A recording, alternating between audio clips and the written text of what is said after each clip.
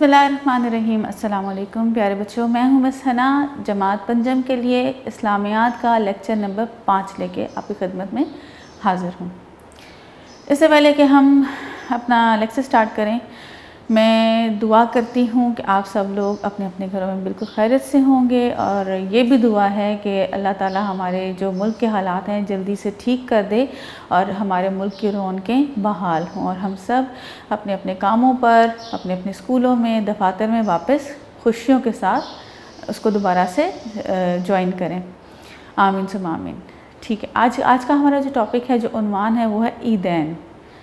عیدین کس کو کہتے ہیں، آج ہم اس کے بارے میں پڑھیں گے۔ اب بک آپ کے پاس تو ہے نہیں، جب میں آپ سے کہوں بک کا پیج نمبر کھولیے، میں ریڈنگ کرتی ہوں اور آپ کو سمجھاتی ہوں، ٹھیک ہے؟ تو آپ دھیان سے سنیے گا۔ جی بیٹا، عیدین، عیدین جمع ہے عید کی۔ اللہ تعالیٰ نے مسلمانوں کو سال میں 2 خوشیوں سے نوازا ہے، اور وہ ہے ایک عید الفطر اور ایک ہے عید الاضحیٰ۔ بیسکلی عید کا مطلب ہی ہے خوشی، ٹھیک ہے؟ عید کا مطلب ہوتا ہے خوشی۔ دین اسلام مسلمانوں کو ایک سال میں خوشی منانے کے کئی مواقع فراہم کرتا ہے، کہ بہت سے موقع ہم لوگوں کو دیتا ہے۔ ان میں سے 2 موقع عید الفطر اور عید الاضحیٰ کے ہیں۔ عید الفطر کا مقصد، چھوٹی عید کا مقصد ہوتا ہے کہ سارے مسلمان جو ہیں رمضان میں بہت ہی عقیدت و احترام کے ساتھ روزہ رکھتے ہیں، اپنی بھوک اور پیاس اور اپنے تمام پورے کے پورے نفس پر قابو رکھتے ہیں، اپنے سوچنے، اپنے دل کا روزہ، دماغ کا روزہ، آنکھوں کا، ہاتھوں کا، ہر برے کام سے بچتے ہیں اور بچنے کی کوشش کرتے ہیں۔ تو اس کی خوشی میں، تحفے میں اللہ تعالیٰ نے ہمیں عید الفطر سے نوازا ہے۔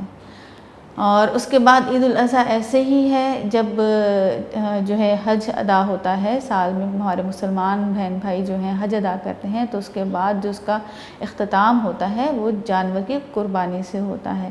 تو اور وہ کس کی یاد میں ہوتی ہے، یہ بھی آپ کو ضرور پتہ ہونا چاہیے، اور پتہ ہوگا کہ حضرت ابراہیم علیہ السلام اور حضرت اسماعیل علیہ السلام کی یاد میں اس دن کو، اس عید کو منایا جاتا ہے، کہ جب آپ کو اللہ تعالیٰ نے حکم دیا تھا کہ اپنے بیٹے، اپنے پیارے بیٹے حضرت اسماعیل کو اللہ کی راہ میں قربان کر دیا جائے، اور آپ نے اپنے بیٹے کو لٹایا، باندھ کے لٹا دیا، آنکھوں پہ پٹی باندھ کے جب قربان کرنے لگے اپنے بیٹے کو، تو اللہ تعالیٰ نے حضرت اسماعیل کی جگہ پر ایک مینڈھا، ایک دمبا بھیج دیا، اور پھر اسی کی یاد میں عید الاضحیٰ منائی جاتی ہے۔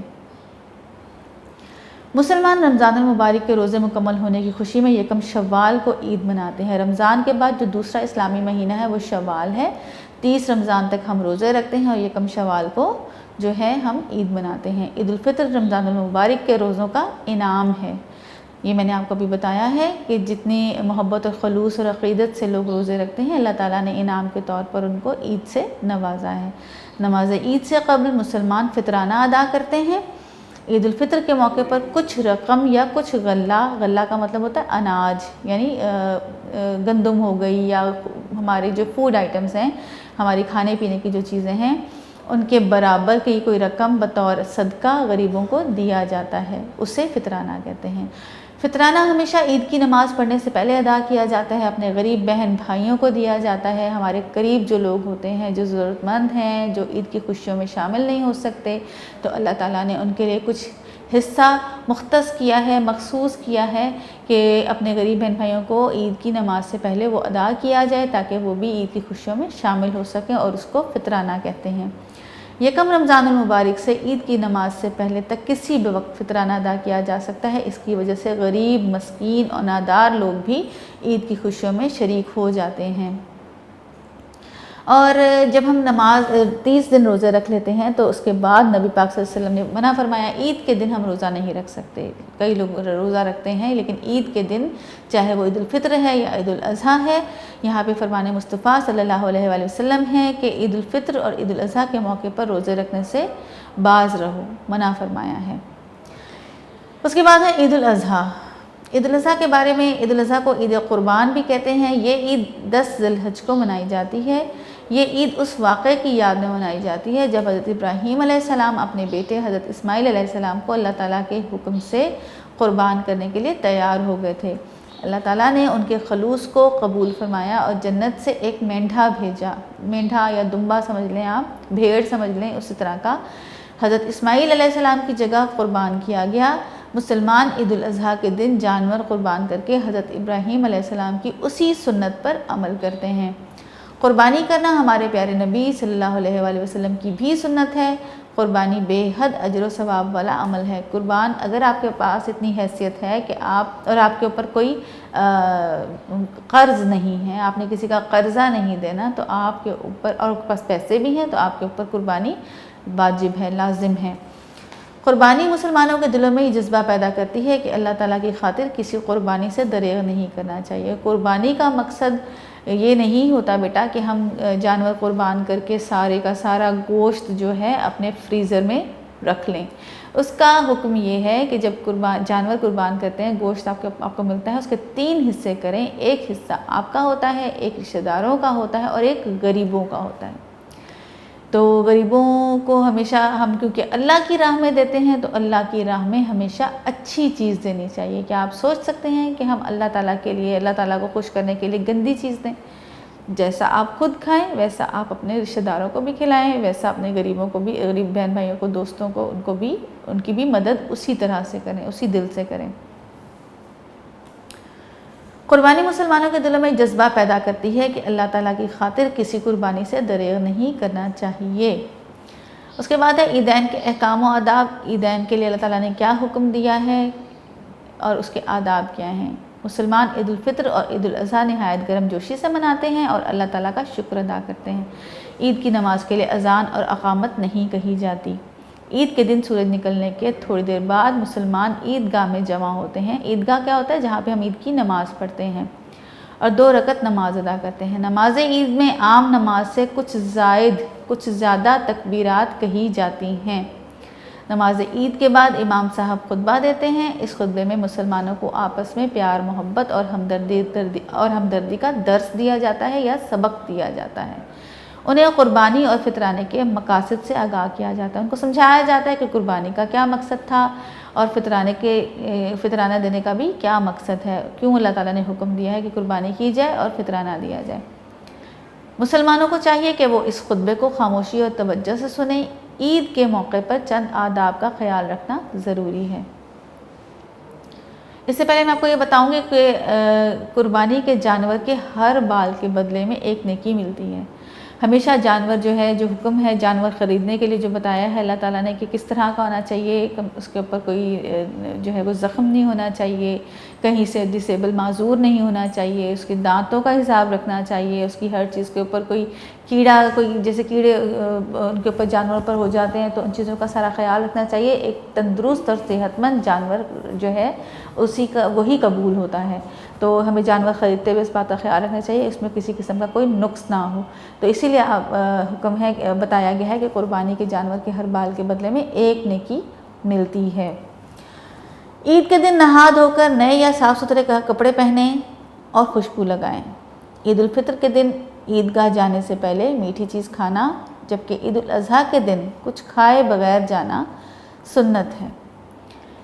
چھوٹی عید پہ ہم لوگ میٹھی چیز کھاتے ہیں، سویاں ہمارے گھروں میں خاص طور سے بنتی ہیں، وہ کھا کے جانا چاہیے۔ اور جب بڑی عید ہو تو بڑی عید پہ جو ہے کچھ نہیں کھانا چاہیے، یہ بھی سنت نبی صلی اللہ علیہ وآلہ وسلم ہے۔ نمازی عید کے لیے جاتے ہوئے اور واپس گھر کو لوٹتے ہوئے الگ الگ راستہ اختیار کرنا سنت ہے۔ عید کی طرف جاتے ہوئے اور واپس آتے ہوئے عیدگاہ کی طرف جاتے ہوئے اور واپس آتے ہوئے بلند آواز سے تکبیرات پڑھنی چاہیے تاکہ ہمارے فرشتے بھی سنیں، ٹھیک ہے۔ ان تہواروں کے علاوہ مسلمان میلاد النبی صلی اللہ علیہ وآلہ وسلم مذہبی جوش و خروش اور عقیدت و احترام سے مناتے ہیں۔ اس کے بعد ہے عیدین کے معاشرتی فوائد، کہ ہمارے معاشرے پہ اس کا کیا فائدہ ہوتا ہے، کیا فائدے ہوتے ہیں۔ مسلمان ایک دوسرے کی خوشیوں میں شریک ہوتے ہیں، معاشرے میں بھائی چاری اور غم خواری کا جذبہ پیدا ہوتا ہے، آپس میں پیار محبت بڑھتا ہے، ایک دوسرے کے دکھ سکھ دلوں میں نرمی پیدا ہوتی ہے، ہم ایک دوسرے کی مدد کرنے کا جذبہ پیدا ہوتا ہے۔ عیدین غریبوں اور مسکینوں کی امداد کا ذریعہ بھی ہیں، جو کیونکہ چھوٹی عید پہ ہم فطرانہ دیتے ہیں لوگوں کو، پیسوں کی صورت میں ان کی مدد ہوتی ہے۔ بڑی عید پہ غریبوں کو گوشت کا انتظار ہوتا ہے، وہ لوگ بہت انتظار کرتے ہیں، پھر وہ گوشت اکٹھا کر کے جو ہے اس کو کھا کے اس کو انجوائے کرتے ہیں، ظاہر ہے ان کے وہ پورا سال نہیں کھا پاتے۔ اس کے بعد ہے عید کے خطبہ میں لوگوں کو مختلف دینی مسائل کی تعلیم دی جاتی ہے اور ان کی معاشرتی اصلاح کی جاتی ہے۔ جب ان کو دینی مسائل دینی مسائل پر ڈسکس کیا جائے گا، ان کے پرابلمز، ان کی مشکلیں سنی جائیں گی اور ان کو اس کا حل بتایا جائے گا، تو ان کی تربیت ہوتی ہے، سیکھنے کا موقع ملتا ہے۔ دین اسلام عیدین کے موقع پر نمود و نمائش اور اسراف سے پرہیز کا درس دیتا ہے۔ ہمیں چاہیے کہ ہم عیدین کو اللہ تعالیٰ اور اس کے پیارے نبی صلی اللہ علیہ وآلہ وسلم کے احکامات کے مطابق منائیں اور مستحق لوگوں کو اپنی خوشیوں میں شریک کریں۔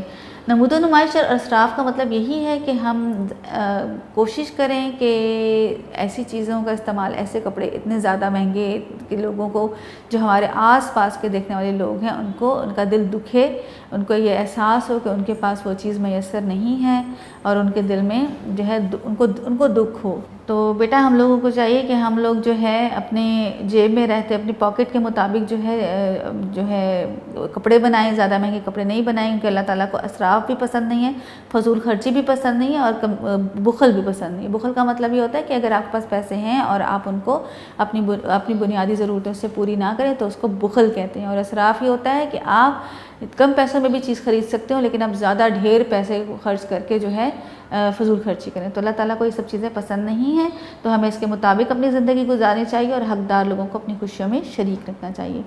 تو یہ تھی ہماری آج کی ریڈنگ۔ ہم کویشچن آنسرز بھی پڑھ لیتے ہیں ایک دفعہ تاکہ آپ کو یاد کرنے میں آسانی۔ جی بیٹا MCQs ہیں۔ عید الفطر منائی جاتی ہے 1 شعبان کو، عید الاضحیٰ منائی جاتی ہے 10 ذی الحج کو۔ اپنے بیٹے کو اللہ تعالیٰ کے لیے قربان کرنے پر تیار ہو گئے تھے حضرت ابراہیم علیہ السلام۔ عید کی نماز میں باجماعت نماز ادا کی جاتی ہے 2 رکعت۔ عیدگاہ کی طرف جاتے ہوئے پڑھی جاتی ہیں تکبیرات۔ اللہ تعالیٰ نے قربان کرنے کے لیے جنت سے بھیجا تھا مینڈھا۔ نماز عید سے قبل مسلمان ادا کرتے ہیں فطرانہ۔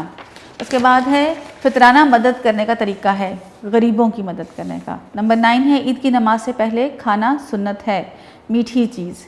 نمبر 10 ہے عید کے معنی ہیں خوشی کے۔ یہ ہمارے MCQs ہے۔ اس کے بعد مختصر جواب ہیں۔ عیدین سے کیا مراد ہے؟ مسلمان خوشی منانے کے لیے ایک سال میں 2 عیدیں مناتے ہیں، عید الفطر اور عید الاضحیٰ۔ ان دونوں عیدوں کو عیدین کہتے ہیں۔ سوال نمبر 2، فطرانہ کسے کہتے ہیں؟ عید الفطر کے موقع پر کچھ رقم یا غلہ صدقے کے طور پر غریبوں کو دی جاتی ہے، اسے فطرانہ کہتے ہیں۔ سوال نمبر 3، عیدین کے موقع پر ہمیں غربا اور مساکین کے ساتھ کس طرح پیش آنا چاہیے؟ عیدین کے موقع پر ہمیں غربا اور مساکین کے ساتھ پیار اور ہمدردی سے پیش آنا چاہیے اور ان کی کھلے دل سے مدد کرنی چاہیے۔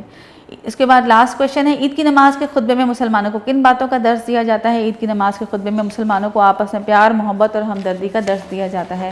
تفصیلی سوال نمبر 1 ہے، عیدین کی اہمیت اور احکامات بتائیے۔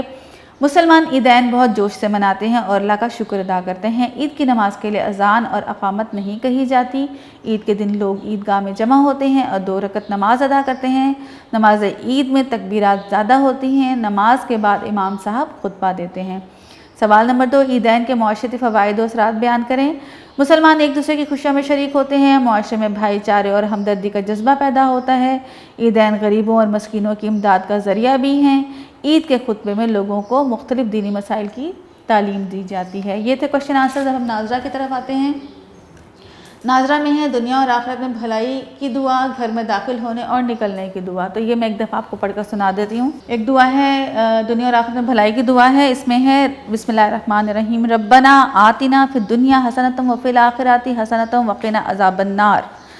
ربنا آتنا فی الدنیا حسنۃ وفی الآخرۃ حسنۃ وقنا عذاب النار۔ یہ ہے دنیا اور آخرت میں بھلائی کی دعا۔ اور اس کے بعد ہے گھر میں داخل ہونے کے لیے، اللہم انی اسألک خیر المولجی و خیر المخرجی، بسم اللہ ولجنا و بسم اللہ خرجنا و علی اللہ ربنا و توکلنا۔ داخل ہونے کی دعا ہے، اللہم انی اسألک خیر المولجی و خیر المخرجی، بسم اللہ ولجنا و بسم اللہ خرجنا و علی اللہ ربنا توکلنا۔ یہ ہماری داخل ہونے کی دعا ہے۔ اور گھر سے نکلنے کی دعا، بسم اللہ توکلت علی اللہ لا حول ولا قوۃ الا باللہ۔ بسم اللہ توکلت علی اللہ لا حول ولا قوۃ الا باللہ۔